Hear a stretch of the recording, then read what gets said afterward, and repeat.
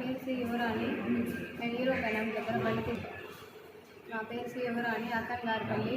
మేము hero finance దగ్గర బండి తీసుకున్నాము. బండి తీసుకున్న తర్వాత 22 నెలలు కంటిన్యూ కట్టేసినాము. దాని తర్వాత లోన్ ఇస్తామని చెప్పి లోన్ తీసుకున్నాము. ఆ లోన్ తీసుకున్న తర్వాత 22 నెలలు కట్టేసినాం కరెక్ట్గా. దాని తర్వాత కొంచెం ప్రాబ్లం వల్ల 4-5 నెలలు కట్టలేకపోయాము. అందువల్ల మా భర్తను వచ్చి వాళ్ళు బెదిరించారు. బెదిరించిన తర్వాత ఇంటి దగ్గరకు వచ్చి మా భర్తను తీసుకొని ఆఫీస్ దగ్గరకు వచ్చి కూర్చోబెట్టి డబ్బు కడితేనే పంపిస్తాం, లేదంటే పంపించమని చెప్పి బెదిరించారు. మళ్ళీ మా భర్త ఫోన్ ఉంటే నాకు ఫోన్ చేశారు. ఫోన్ చేసిన తర్వాత మళ్ళీ కడతాము పంపించండి అని చెప్తే పంపించడం లేదు వాళ్ళు. వేలుమల్లి అనే అబ్బాయి దగ్గర నుంచి ఫోన్ చేయించి మా డబ్బులు కడితేనే పంపిస్తాం, మీ భర్తను లేదా పంపించమని చెప్పారు.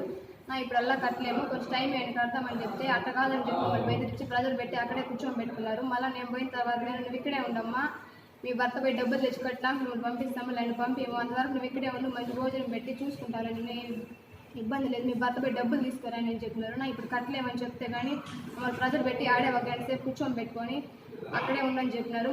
మళ్ళీ మేము మా ఫోన్ తీసి పెట్టుకునేవారు, మీరు డబ్బులు కడితేనే పంపిస్తారని పంపించమని బెదిరించి మమ్మల్ని టార్చర్ పెడుతున్నారు.